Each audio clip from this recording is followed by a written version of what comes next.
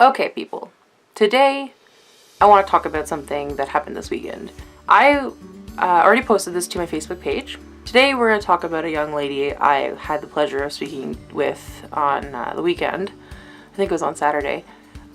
Just because I came across a story online in my newsfeed or something on my phone. So the story that caught my eye said young woman suffers from crippling pain every time she pees. Or actually it said, every time I pee it feels like I'm going into labor. So that story caught my eye, of course.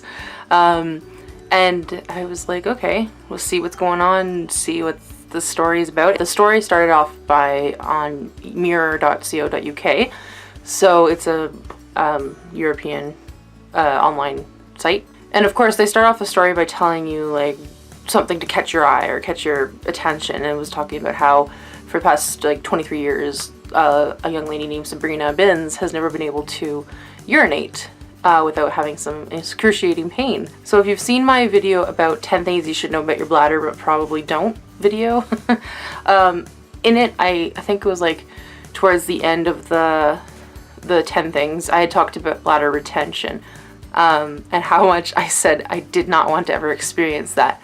And this is a very, very prime reason why. I shouldn't be laughing because it's so intense. I'm so, I guess, grateful that I don't have this problem, but ladies, guys, like if you have any kinds of bladder retention, take it so seriously. It's a huge burden on your life, and I just think it's incredibly important to talk about as much as overactive bladder or bedwetting. So anyways, I was reading the story. It started off by saying how she experienced so much pain growing up trying to pee, and she couldn't pee, and people were like, just go to the bathroom, like just go, it's not that easy. I was like, I wonder if she had the Interstim implant. And in the story, in the article, she did end up getting the Interstim implant, which was again very expensive over in England or in the UK. I know that the NHS over there there's a lot of flaws in the system, and they treat people who are either really desperately needing it or they have the money. So it sounds like Sabrina had to explain to them that she really needed the Interstim treatment and surgery, and it was really, really expensive as well. It's super expensive no matter where you go. Like we have health coverage here in Canada, but it's really expensive. The piece itself, I believe I've said this before, but the Interstim itself is like $35,000 Canadian, I think. So just having the implant alone can cost upwards of $100,000 with all the medical expenses and such. Anyways, they granted her the ability to have that procedure in the UK.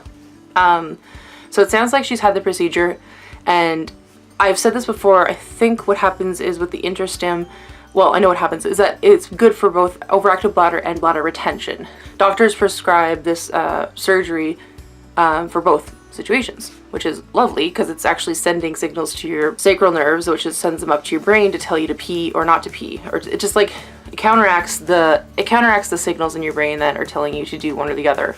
What happened with Sabrina was that it didn't end up working. Like a lot of us here, it doesn't end up working as quickly or as easily as we think. And now, because she still can't pee, like it's not like where I'm able to pee, obviously, but I'm still able to pee and I'm still able to do all the things I need to do. For her, it's still extremely painful. Like she's on so many medications to help her ease the pain throughout the day. I know people with bladder retention, like they actually have to push on their bladder, and that's so bad for you to just manually like get the urine out of your bladder. It's not good. What is happening is she's trying to raise the funds to go to a doctor in the United States. She's hoping to have a fake sphincter surgically implanted into her body so that she can actually like release her bladder when she needs to. So that's a surgery that she looked up, and she's really excited to try and get it done. However, in the meantime, she still has very little help with her bladder, and it's not contracting and releasing, and it's just a whole slew of problems. And I was interested, obviously, because the fact that she had the Interstim implant, but also that this was in the news. I think that's kind of like, I don't know how, I didn't ask her about that, but anyways, so I clicked on her GoFundMe page and I found her social media and I reached out to her and I was like, hey, I have this similar issue.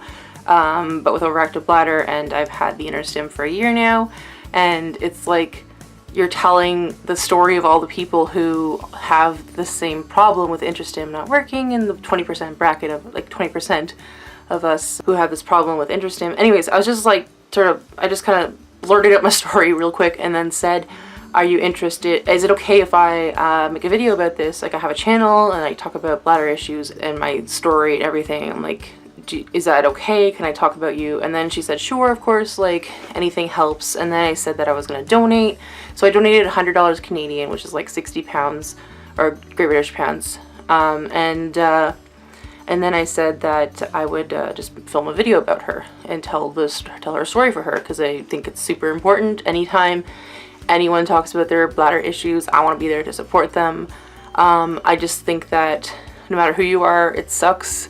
No matter what gender or social situation you're in, it sucks.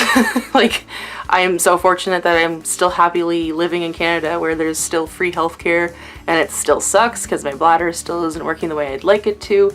And the thing with Sabrina is that she really needs to get her life back and under control, because like she's really self-conscious, and I had asked her if she wanted me to Skype her and put it in this video, and she said no, it's not something she can do right now, it's just there's too much going on. I said I understand, and I just said that I hope all goes well with raising the money. And so after all it's said and done, if you guys want to check out her story, at least read it and find out some more information about her, it's in the link below or in the description below. As for donating, like, it's not a cause for me, or literally it's just a cause for someone I just talked to briefly on Saturday. I just encourage you to donate, because if you are like me or you have problems with your bladder or something like that, you know how rage-inducing it is when you can't find the help you need and it's just so far away, so close but yet so far. I encourage you to donate. I think that $100 is a lot of money, but if you can donate like $10 or $5 towards her cause, I think that's a really cool thing of you to do. And I will probably keep in touch with her and see how she's doing. And I just checked her GoFundMe page today, so she's raised 160 pounds. So that's awesome. But I think her goal is 15,000 pounds. So please share this story and spread the word if you can. I think it's really important to support each other, like ourselves out there. And yeah, I just think that, man, it sucks.